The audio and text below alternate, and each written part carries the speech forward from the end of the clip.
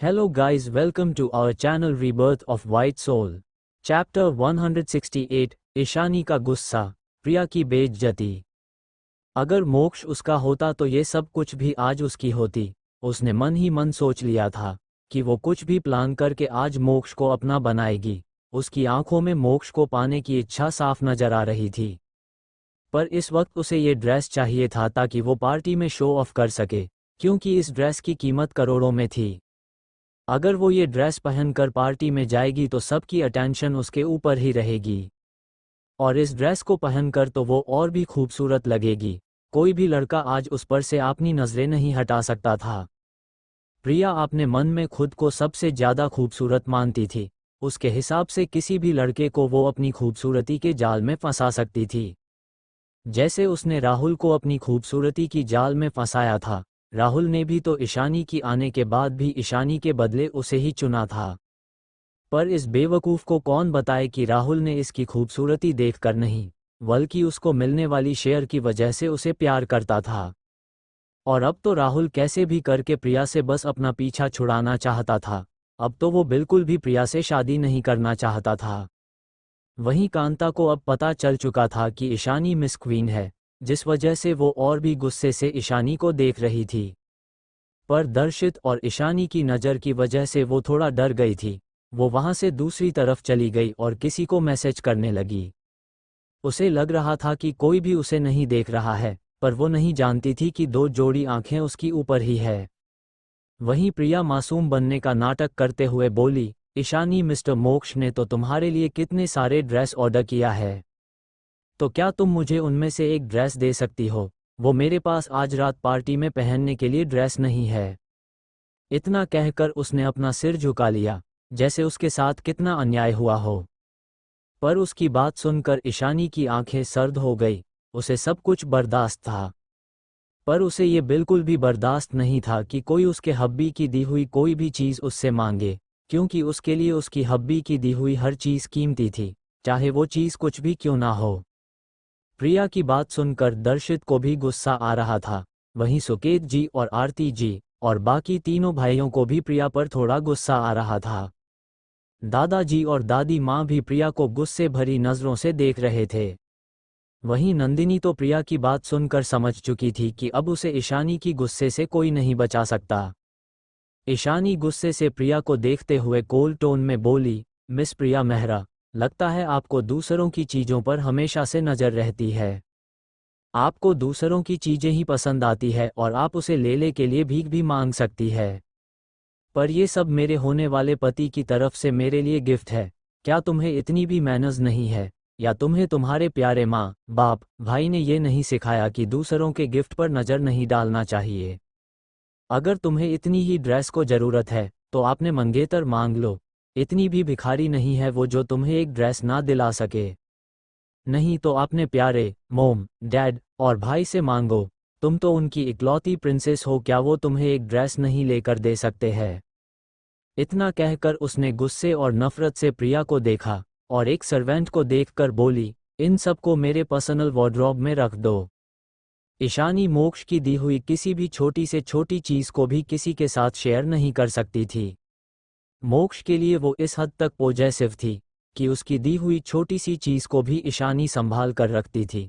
चाहे वो उसे यूज़ करे या ना करे, वो चीज़ एक छोटा सा फूल ही क्यों ना हो, पर वो कभी उस चीज़ को किसी को नहीं दे सकती थी। ईशानी की गुस्से भरी आवाज़ सुनकर वो सर्वेंट भी डर गई। फिर 2-3 सर्वेंट आगे आकर सारे सामान को ईशानी की रूम की तरफ ले जाने लगे। वहीं प्रिया तो गुस्से और नफरत से सब कुछ सुन रही थी। उसे लगा नहीं था कि सिर्फ एक ड्रेस मांगने से ईशानी उसकी इतनी ज़्यादा बेइज्जती कर देगी। प्रिया को इस वक्त बहुत छोटा महसूस हो रहा था।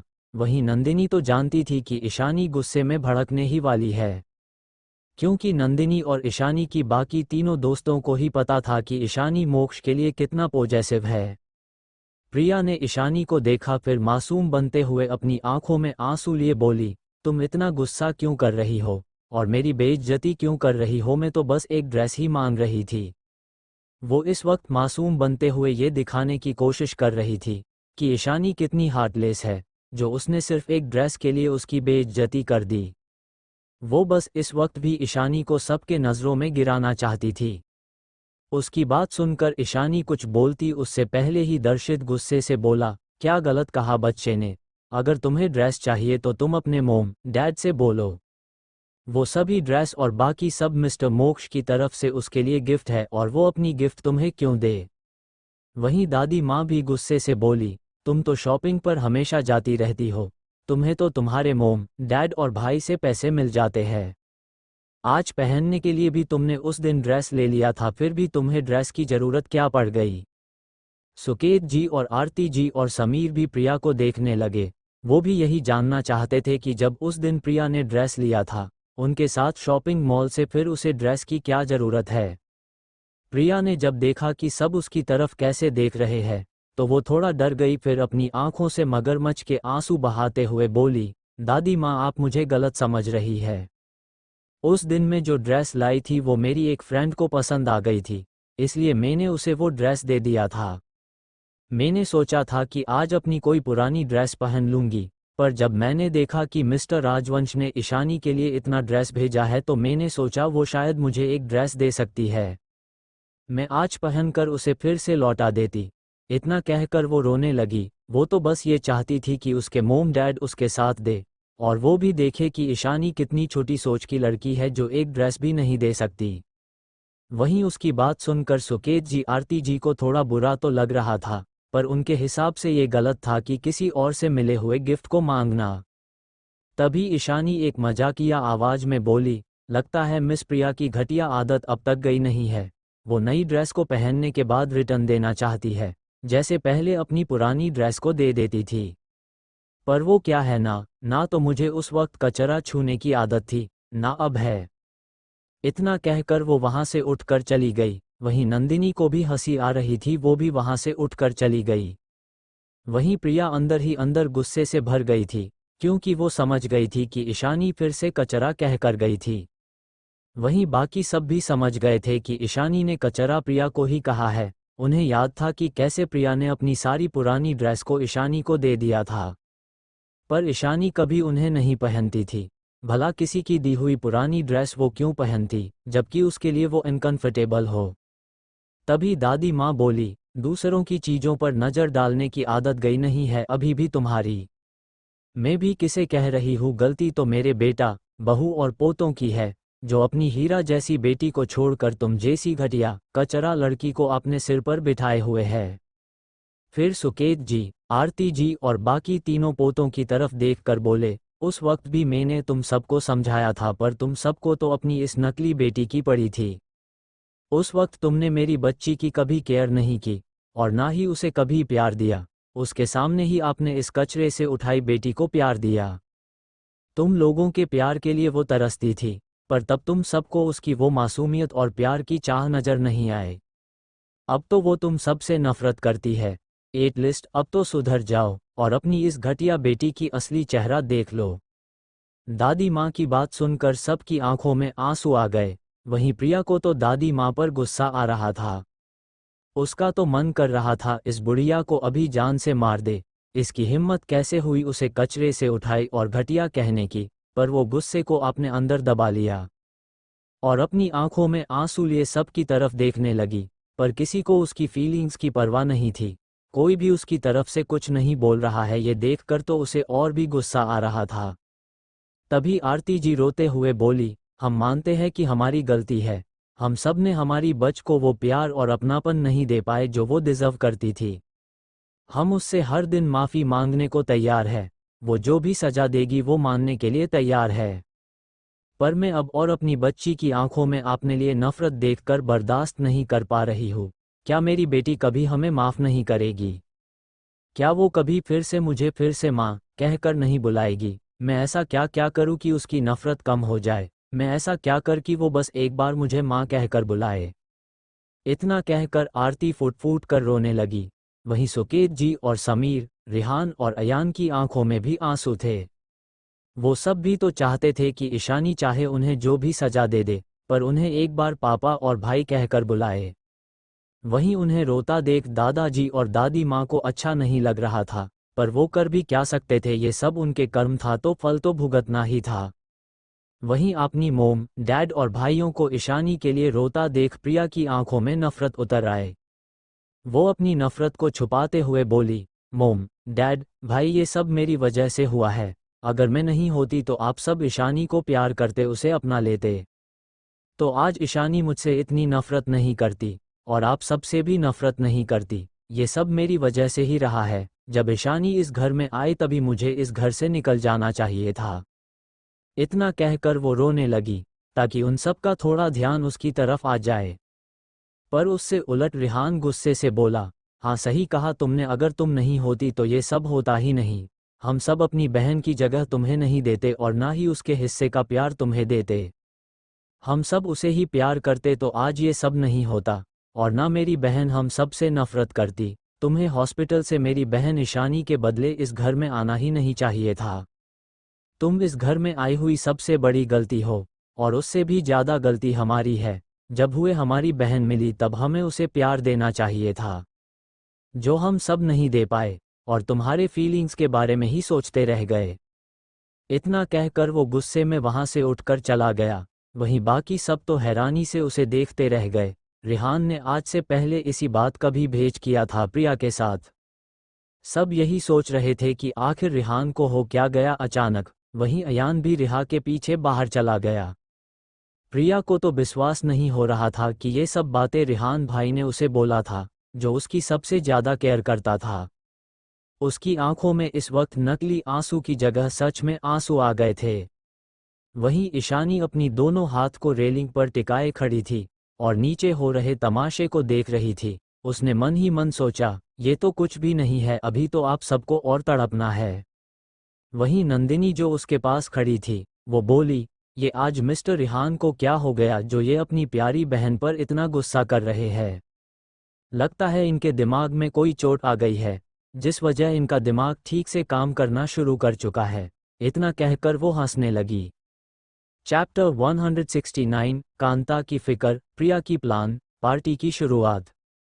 लगता है इनके दिमाग में कोई चोट आ गई है, जिस वजह इनका दिमाग ठीक से काम करना शुरू कर चुका है। इतना कहकर वो हंसने लगी। ईशानी ने कुछ नहीं कहा और वहां से अपनी रूम की तरफ चली गई।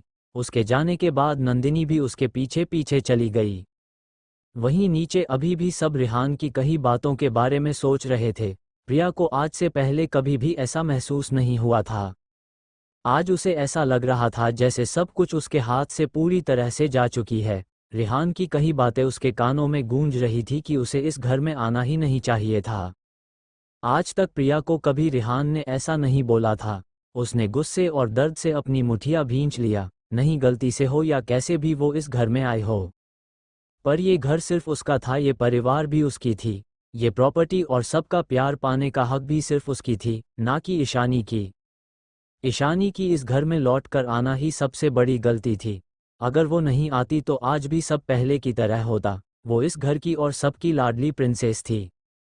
प्रिया अपनी मोम, डैड और भाई की तरफ देख कर बोली, मोम, डैड, रिहान भाई ने सही बोला, गलती मेरी है, मुझे इस घर में होना ही नहीं चाहिए था। उसकी बात सुनकर और रोते देख आरती जी अपनी होश में आई और प्रिया की तरफ देखते हुए बोली, गलती तुम्हारी नहीं हमारी है। हमने गलती से तुम्हें हॉस्पिटल से ईशानी की जगह उठा लिया था और ईशानी की आने के बाद भी उसे प्यार और केयर नहीं दिया। सबसे ज़्यादा गलती हमारी है। प्रिया को तो ऐसा लग रहा था जैसे आरती जी भी ऐसा कह रहे हैं कि वो उनकी एक गलती है और उसे यहाँ होना नहीं चाहिए था। तभी दादाजी सबकी तरफ देखकर बोले, बहुत हो गया ये सब बातें, अब तुम सब है, सारी तैयारी हो चुकी है, तुम सब जाकर रेडी हो जाओ। उनकी बात सुनकर सब ने हाँ में अपना सिर हिला दिया और वहां से उठकर अपने रूम में चले गए। वहीं किसी ने भी प्रिया को कुछ नहीं कहा। दादाजी और दादी माँ भी चले गए। उनके जाने के बाद प्रिया अपने गुस्से से लाल आंख लिए वहीं बैठी थी। वहीं कांता को प्रिया के बारे में घरवालों की ऐसी बातें सुनकर बिल्कुल भी अच्छा नहीं लग रहा था। उसे मेहरा फैमिली पर गुस्सा आ रहा था। वो सबके जाने के बाद प्रिया के पास गई और उसकी तरफ देखते हुए बोली, मैम क्या आप ठीक है? उसकी आवाज़ सुनकर प्रिया ने उसकी तरफ देखा। कांता की आंखों में वो अपने लिए चिंता साफ देख पा रही थी। उसे ऐसा लग रहा था जैसे कोई उसकी दिल पर बार कर रहा हो। एक मेड को उसकी फिक्र है पर उसकी घरवालों को नहीं। इस वक्त बाकी सारे मेड अपने कामों में लगे थे, इसलिए किसी का ध्यान उन दोनों पर नहीं था। कांता प्रिया को देखकर बोली, मैम ये लोग सच में आपके साथ बहुत गलत कर सकते हैं। वो लोग आपको हॉस्पिटल से अपनी बेटी के बदले आपको लेकर आए थे, इसमें आपकी कोई गलती नहीं है। आप बचपन से इस फैमिली की राजकुमारी है, इसलिए इन सब पर और प्रॉपर्टी पर भी आपका ही हक होना चाहिए। आपने मोम, डैड और भाइयों को आपके साथ ऐसा नहीं करना चाहिए। कांता की बात सुनकर प्रिया को उसकी बात बिल्कुल सही लग रही थी।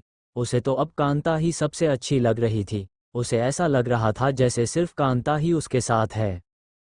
तभी प्रिया के दिमाग में एक आइडिया आया। वो कांता को देखकर मासूम बनते हुए बोली, क्या तुम मेरी एक काम करोगी प्लीज? उसकी बात सुनकर कांता ने हाँ में सिर हिला दिया, तो प्रिया उसे लेकर अपने रूम में चली गई। वहीं रिहान बाहर गार्डन में बैठा था। अयान भी उसके पास ही बैठा था। वो रिहान को देखते हुए बोला, तुम इतने गुस्से में क्यों हो और तुमने प्रिया से ऐसी बात क्यों किया? तुम भी जानते हो कि हॉस्पिटल से घर आना उसकी गलती नहीं थी। उसकी बात सुनकर रिहान उसे देखते हुए बोला, तो उसकी गलती नहीं थी, पर ईशानी की भी तो गलती नहीं थी, फिर उसे किस बात की सजा दिया हम सब ने? जब वो इस घर में आए तब हम सब उसे क्यों प्यार नहीं दे पाए? तुम मानो या नमो, कहीं ना कहीं इसकी वजह भी प्रिया ही है। उसकी हर बार की इमोशनल ब्लैकमेलिंग की वजह से हम सब सिर्फ उस पर ध्यान देने लगे, जबकि हमारी छोटी बहन को भी हम सब की प्यार की जरूरत थी। अरे प्रिया को तो बचपन से सबकी प्यार मिला था, पर ईशानी का क्या? उसे तो किसी का भी प्यार नहीं मिला। अगर हम सब प्रिया की फीलिंग्स को इग्नोर करके अपनी बहन को प्यार देते तो सब कुछ सही होता आज। ना ईशानी हम सब से नफरत करती, ना उसे दर्द सहना पड़ता। इसमें हमारी सबसे ज़्यादा गलती है। रिहान की बात सुनकर अयान भी सोच में पड़ गया। उसे भी रिहान की बातें सही लग रही थी, पर अब वो सब कर भी क्या सकते थे? अब तो ईशानी उनसे नफरत करती है। वहीं दूसरी तरफ गोयनका विला में मायरा ने तो कल से रो रो कर अपना बुरा हाल बना रखा था। उसकी इतनी बेइज्जती जो हुई थी कॉलेज में, क्योंकि मोक्ष ने उसे अनजान और कचरा जैसा ट्रीट किया था। समीरा गुस्से से बोली, सब उस घटिया लड़की ईशानी की वजह से हुई है मोम, डैड। अगर वो मोक्ष जी के साथ नहीं होती उस वक्त तो मोक्ष जी कभी दीदी के साथ ऐसा बर्ताव नहीं करते। जरूर उस लड़की ने ही मोक्ष को दीदी के साथ ऐसा बिहेवियर करने के लिए बोला होगा। वहीं संगीता जी जो मायरा को चुप कराने की कोशिश कर रही थी, वो गुस्से से बोली, उस लड़की को तो मैं छोड़ूंगी नहीं, उसकी वजह से मेरी बेटी रो रही है। वो लड़की अपने आप को समझती क्या है? वो बस एक डॉक्टर ही तो है। मायरा सुबकते हुए बोली, हाँ मोम, वो बस एक डॉक्टर है।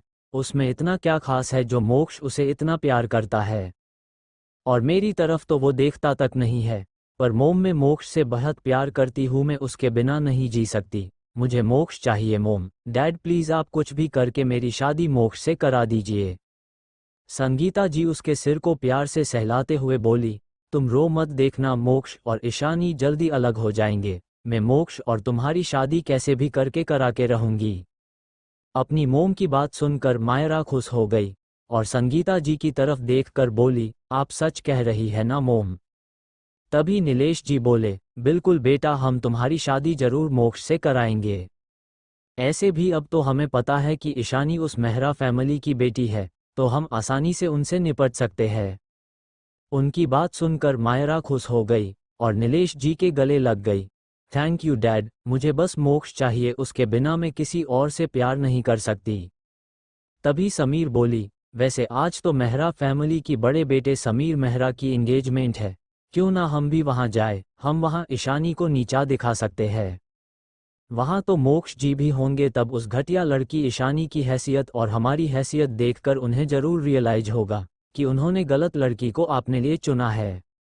उसकी बात सुनकर सब राजी हो गए।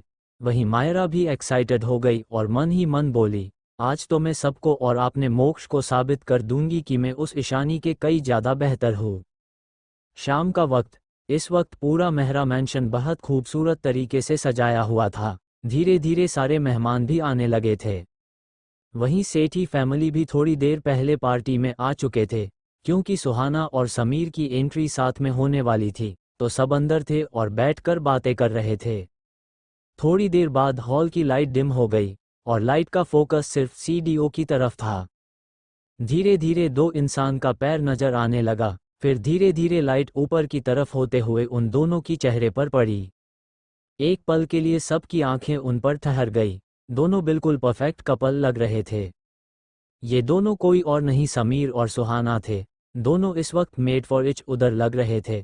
समीर ने इस वक्त ब्लैक टैक्सीडो में बहुत ज़्यादा हैंडसम लग रहा था। वहीं सुहाना ने एक नेवी ब्लू कॉलर की इवनिंग गाउन पहन रखा था, जो उसकी गोरी त्वचा पर बहुत खिल रहा था। वो इस वक्त किसी परी से कम नहीं लग रही थी। वहीं कुछ लड़कियां जो समीर से शादी की सपने देखती थीं, वो सब सुहाना को देखकर जल रही थी। उन सब ने कई बार पेट और फंक्शन में समीर को अपनी तरफ अट्रैक्ट करने की कोशिश किया था, पर समीर ने उनकी तरफ एक बार भी नहीं देखा था। समीर को तो शुरू से बस सुहाना पसंद थी। सुहाना की सादगी इसे पसंद था। दोनों पार्टी हॉल में आ गए। उनके आने के बाद दादाजी और दादी माँ भी पार्टी में आए। उनके पीछे सुकेत जी और आरती जी भी थे। वहीं उनके साथ निर्मल जी, बनीता जी और सोहन भी आ रहे थे। उनके आने के बाद रिहान और अयान की एंट्री हुई। वो दोनों इस वक्त बहुत ज़्यादा हैंडसम लग रहे थे। उन दोनों को देखकर तो कुछ लड़कियां आहें भरने लगी। एक लड़की ने बोला, सच में यार ये मेहरा फैमिली के सारे लड़के बहुत हैंडसम है। तो एक और लड़की बोली, हाँ और बहुत सक्सेसफुल भी। उन सभी लड़कियों को अभी भी उम्मीद थी कि समीर ना सही पर दर्शित या रिहान, अयान में से कोई तो उन्हें पसंद कर ही सकता है। वहीं सोहन तो बस इधर उधर देख रहा था। वो ईशानी को देखना चाहता था, भले ही उसे पता था कि ईशानी मोक्ष राजवंश से प्यार करती है और इसकी औकात नहीं है मोक्ष राजवंश से ईशानी को छीनने की, पर वो अपने प्यार को भी ईशानी के लिए कम नहीं कर पा रहा था। जब से उसने पहली बार ईशानी को देखा था तब से वो ईशानी से प्यार करने लगा था। ईशानी उसकी दिलो दिमाग पर जैसे बस गई थी। सोहन भी अपनी बहन की तरह बहुत सिंपल था। जब उसे लगता था कि ईशानी इस घर की गोद ली हुई बेटी है, तब भी उसे ईशानी से प्यार था। उसे ईशानी की बैकग्राउंड से कोई मतलब नहीं था। उसे तो बस ईशानी की सादगी से प्यार था, पिछले जन्म में भी। वहीं निर्मल जी भी इस बात से अनजान नहीं थे, क्योंकि उन्होंने उस दिन सोहन की आंखों में ईशानी के लिए प्यार देखा था, पर वो कुछ नहीं कर सकते थे क्यों ईशानी किसी और से प्यार करती थी। वहीं सब आकर समीर और सुहाना से मिलकर उन्हें कांग्रेचुलेट कर रहे थे। वहीं दादाजी और दादी माँ अपनी उम्र की कुछ लोगों के साथ बात करने में लगे हुए थे। सुकेत जी और आरती जी भी कुछ मेहमान के साथ बात कर रहे थे। तभी प्रिया की एंट्री हुई। प्रिया ने एक मैरून कॉलर की लॉन्ग ड्रेस पहना हुआ था, जो काफ़ी कॉस्टली लग रहा था, जिसके एक साइड कट था। और जब प्रिया चलकर नीचे आ रही थी तो उसकी गोरे पैर साफ साफ दिख रही थी। उसने अपने चेहरे पर भर भर के मेकअप किया था और अपने बालों को खुला छोड़ रखा था। प्रिया भी आज बहुत खूबसूरत लग रही थी। प्रिया को कुछ लड़के देखकर आह भर रहे थे, तो कुछ उसे हवस भरी नज़रों से देख रहे थे। वहीं सबको अपनी तरफ देखता पाकर प्रिया को बहुत खुशी हो रही थी। वो इतराते हुए हॉल में आ गई। आज उसे विश्वास था कि कोई भी लड़का आज उस पर से अपने नज़रें नहीं हटा सकता था, और हो भी ऐसा ही रहा था। प्रिया की फिगर काफ़ी अच्छा था, जिस वजह से कुछ लड़के उसे अपनी गर्लफ्रेंड बनाना चाहते थे। प्रिया ने सबको देखा, फिर मन ही मन सोचा, आज तो मोक्ष की मुझ पर जरूर पड़ेगी। वहीं कांता उसके पास आकर बोली, मेन देखना, आज सब आपके तरफ ही देखेंगे। आज शायद आप जिन्हें प्यार करते हैं उनका अटेंशन भी सिर्फ आप पर ही रहेगा। उसकी बात सुनकर प्रिया खुश हो गई और मन ही मन सोचा, आज तो मोक्ष को मैं अपनी खूबसूरती से अपने प्यार में फंसा कर ही रहूंगी। अगर फिर भी मोक्ष जी ने मुझे नज़रअंदाज किया तो मेरे पास प्लान बी तो है ही।